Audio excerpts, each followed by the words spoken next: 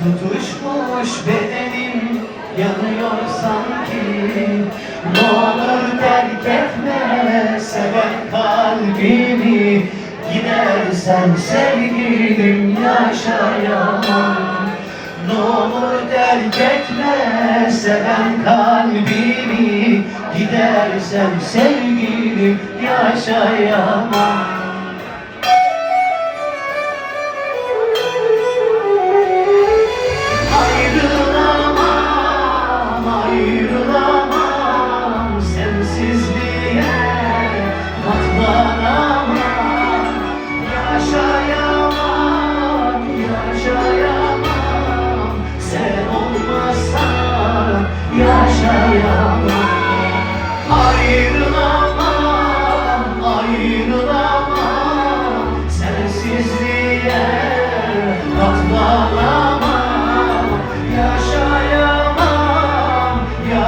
Yaşayamam, sen olmazsan yaşayamam.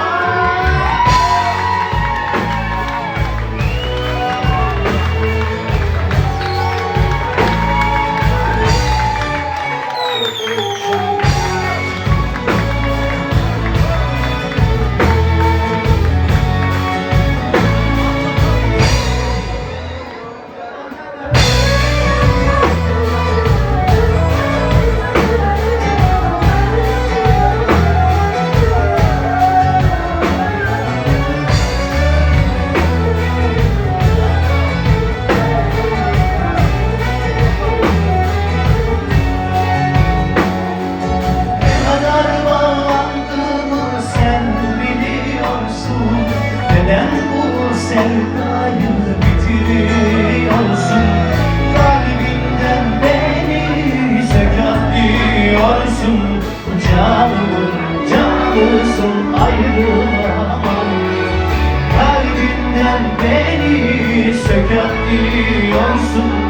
Canımın canısın,